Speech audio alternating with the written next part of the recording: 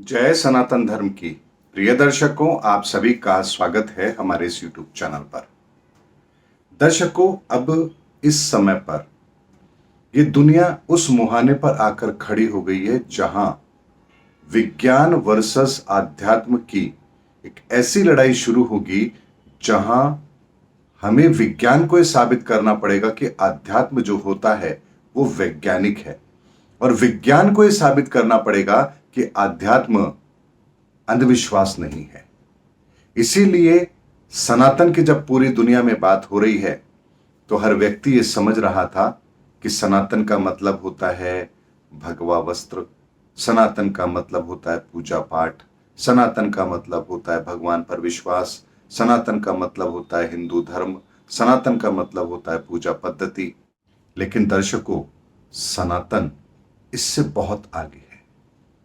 और एक ऐसी बात मैं आप लोगों को कह रहा हूं जिसके बाद कुछ लोगों को बड़ी पीड़ा होगी, विचलित भी होंगे, ये मैं क्या कह रहा हूं, लेकिन जो सत्य है वो कहना तो पड़ेगा।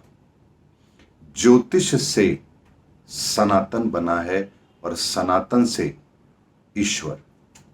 ध्यान से समझिएगा दर्शकों बात। ज्योतिष से सनातन बना है और सनातन से ईश्वर बने हैं।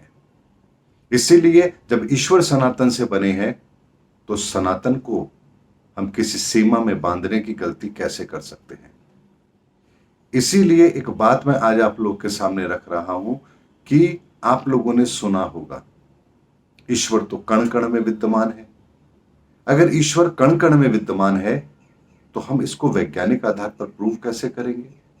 और ये बात अगर कही गई है तो वो जो ऋषि मुनि थे वो कितने वैज्ञानिक होंगे, कितने बड़े वैज्ञानिक होंगे, इस बात का अंदाजा आप लगा सकते हैं कि इस बात को उन्होंने किस आधार पर दुनिया के सामने रखा कि ईश्वर कण कण में होते हैं। तो आज आप सनातन के आधार पर ईश्वर के स्वरूप को और ईश्वर की प्रकृति को और उसके आयाम को समझिए, आपको यह समझ आएगा कि सनातन वास्तव में है क्या। दर्शकों, इस ब्रह्मांड की कोई भी रचना अगर हुई है तो उसका सबसे सूक्ष्मतम अगर हम बात करें तो परमाणु है।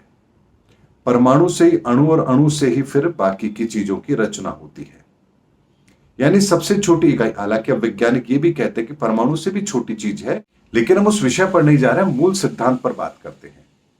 तो सबसे छोटा जो परमाणु है उसका आकार और उसका विस्तार।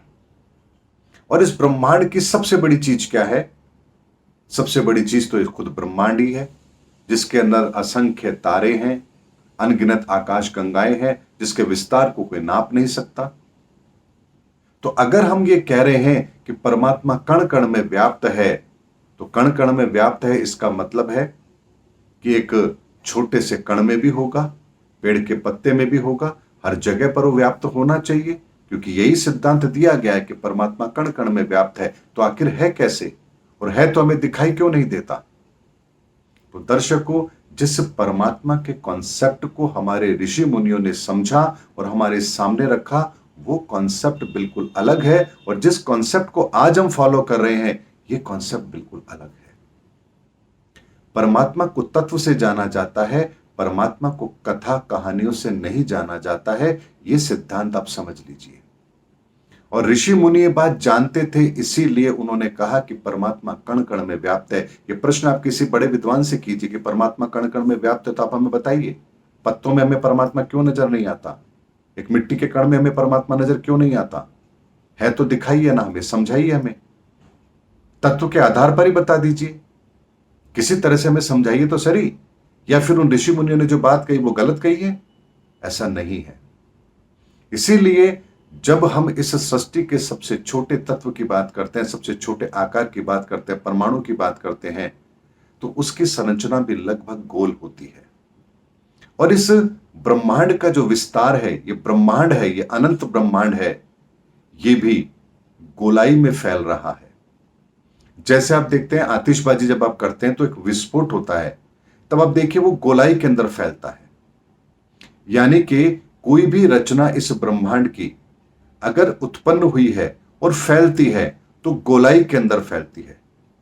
अगर आप ब्लैक होल को देखेंगे उसकी शेप गोल है, हमारे ग्रहों को देखेंगे तो अमूमन वो गोल नजर आते हैं। तो आखिर इसके पीछे का राज क्या है? ये गोल ही क्यों है? ये किसी और शेप में क्यों नहीं होते हैं? पहिए आपके गोल क्यों होते हैं, किसी और शेप में क्यों नहीं होते हैं? क्योंकि यही एक ऐसा आकार है जो बहुत आसानी से गतिशील है, बिना अवरोध के गतिशील है। इसीलिए ये जो सृष्टि की रचना के अंदर जो एक आकार जो सर्वमान्य है वो है राउंड, गोल। और गोल एक जो हम वृत्त की बात करते हैं उसके भीतर का मान कितना होता है? 360 डिग्री। ये 360 डिग्री क्यों होता है, इस पर मैं अलग आपको एक वीडियो बना करके दे सकता हूं। अमूमन आप गूगल करेंगे तो आपको दो आंसर मिलेंगे। एक आएगा आंसर कि पृथ्वी सूर्य के रोटेशन में 360 बार घूमती है, इसलिए एक सर्कल के अंदर 360 होते हैं, यानी डिग्री होती है, 360 डिग्री होती है। लेकिन आंसर गलत है, क्योंकि पृथ्वी की रोटेशन तो 365.25 है। आप गूगल करेंगे तो आपको दोनों आंसर मिलेंगे।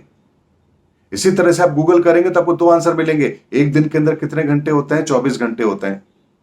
लेकिन जब समय अवधि की बात करेंगे ग्रहों की, तो वहां लिखा होगा एक पृथ्वी जो अपनी एक दिन की जो परिक्रमा है वो 23 घंटे और 56 मिनट में पूरा करती है।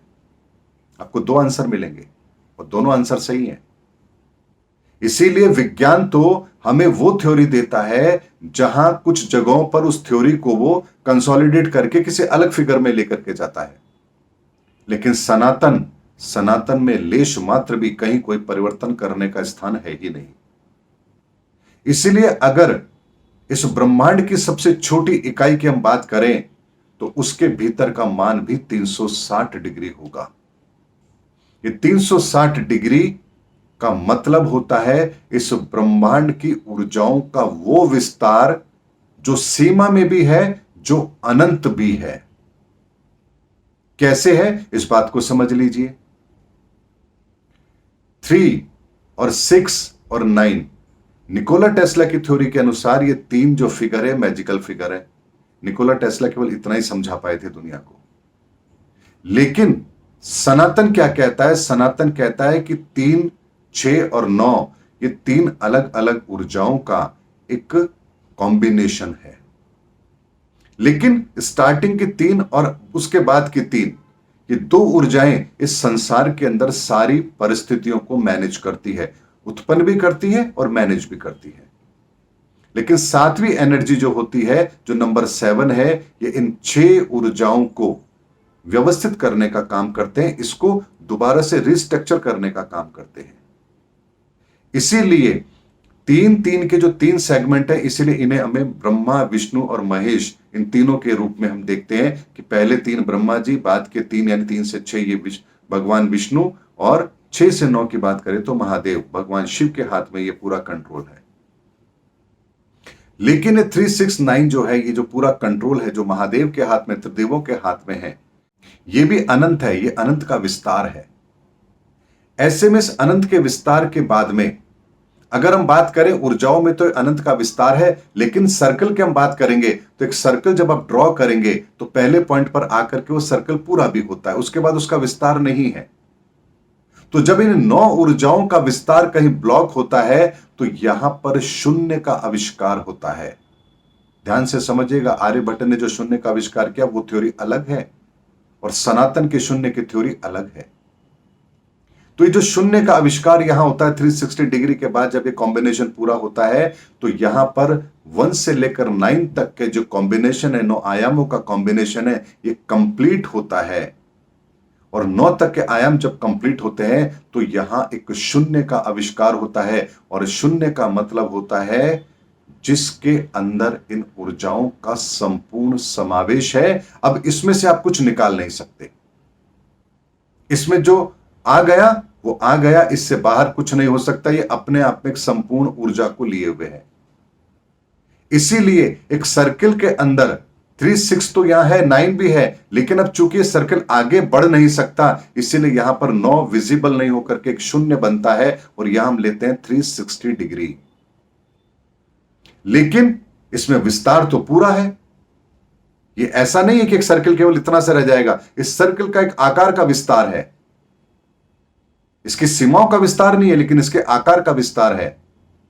एक शून्य, एक गोला, एक वृत्त, इसमें से आप तीनों को अलग अलग करके देखेंगे तो एक जो सर्कल होता है वो अगर एक पेंसिल की नोक के बराबर है तो उसके भीतर का माप भी 360 डिग्री है, और अखंड ब्रह्मांड को देखेंगे तो इसके भीतर का माप भी 360 डिग्री है। इसीलिए उन्होंने कहा कि परमात्मा कण कण में व्याप्त है, यानी वो छोटे से परमाणु में भी अपना अस्तित्व रखता है तो सकल ब्रह्मांड के अंदर भी अपना अस्तित्व रखता है।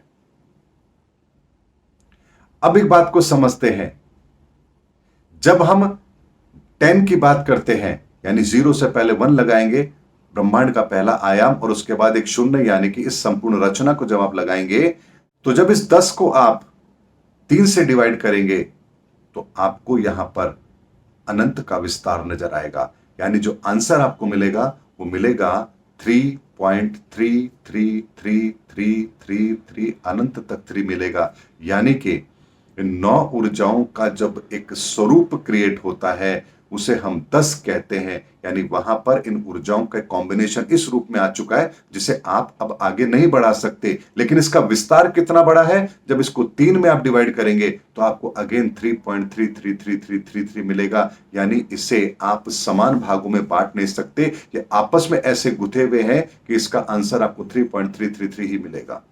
यानी यहां भी इसका अनंत का विस्तार है। इसीलिए जो हमारे ऋषि मुनि कहते थे वो बहुत बड़े गणितज्ञ थे, और इस ब्रह्मांड के अंदर अगर गणित की रचना किसी ने की है तो जानते हैं वो कौन है? 1 से लेकर 9 तक का आविष्कार किसने किया? इसका आंसर है आपके पास, तो ध्यान से समझ लीजिए। 1 से 9 तक का आविष्कार, शून्य का आविष्कार, ये सब कुछ गणपति ने किया है, और इसीलिए गणपति के ही नाम से गणित बनी है। इसीलिए छाती ठोक करके पूरी दुनिया को कह सकते हो कि सनातन वो है जो ईश्वर को भी साबित करता है, और सनातन वो है जिससे पूरी दुनिया बनी है, दुनिया के सिद्धांत बने हैं। इसीलिए भगवान गणपति ने ही गणित का आविष्कार किया, और गणित के माध्यम से ही हम पूरे संसार को समझ पाते हैं। इसीलिए उन्हें प्रथम देव की उपाधि दी गई, क्योंकि वहीं से सारी प्रक्रिया शुरू होती है। और चूंकि इस सनातन के सिद्धांत को भी यदि हमें समझना है तो वो ज्योतिष के द्वारा समझा जा सकता है। इसीलिए इस संसार का पहला शब्द ही ज्योतिष है। ज्योतिष का मतलब होता है ज्योति की तीश, यानी ज्योति का विस्तार। इस ब्रह्मांड की वो परमात्मा की ज्योति, उसका विस्तार, इसे ज्योतिष कहते हैं। अभी तो इससे पहले कुछ है ही नहीं, एक ज्योति है और ज्योति का विस्तार है, और यहां से ज्योतिष शब्द बना है। अब इसके बाद से इसका विस्तार होगा, यहां से सनातन के आयाम निर्धारित होंगे, और उन आयामों से त्रिदेवों की रचना होगी। इसीलिए मैंने आपसे कहा था कि ज्योतिष से सनातन बना है और सनातन से ईश्वर बना है। ये सनातन सत्य है। अगर किसी को मिर्ची लगे तो मेरा इसमें कोई दोष नहीं है, सत्य तो यही है। और अगर आपको मुझे चैलेंज करना है तो आप मुझे चैलेंज कर सकते हैं। दुनिया के किसी भी मंच पर, किसी भी कोने पर आकर मैं इस बात को वैज्ञानिक आधार पर सिद्ध कर सकता हूं, हमारे शास्त्रों के आधार पर सिद्ध कर सकता हूं, प्रमाणों के साथ सिद्ध कर सकता हूं। वर्तमान के अंदर भी ये बात सत्य साबित हो, उस आधार पर भी सत्य साबित कर सकता हूं, क्योंकि यही सनातन का रहस्य है। और चैलेंज करने की ताकत भी उसी में होगी जो सनातन को जानता होगा, सनातन को समझता होगा, सनातन के रहस्य को समझता होगा, सनातन की गहराई को समझता होगा, जो इस ब्रह्मांड के 9 आयामों से कनेक्ट होगा, ईश्वरी उस ऊर्जा से कनेक्ट होगा, वही सनातन को चैलेंज करने की ताकत रखता है। इसीलिए अगर मेरी ये बात गलत लगती है तो मुझे चैलेंज भी कीजिए। मैं बहुत विनम्रता के साथ आपके उस चैलेंज को स्वीकार भी करूंगा और आपको उसका उत्तर भी दूंगा, क्योंकि ये सनातन के उदय का समय है। या कथा कहानियों से काम नहीं चलेगा, प्रमाणित सूत्र के साथ इस दुनिया के अंदर सनातन को स्थापित करना है। इसलिए अब ये चैलेंज तो लेने भी पड़ेंगे और देने भी पड़ेंगे, क्योंकि समय अब शेष बाकी नहीं रहा है। उम्मीद करता हूं दर्शकों मेरा वीडियो आपको जरूर अच्छा लगा होगा। अगले वीडियो में आपसे फिर भेंट होगी, तब तक हमारे चैनल पर बने रहिए। जय हिंद, जय भारत, जय सनातन धर्म।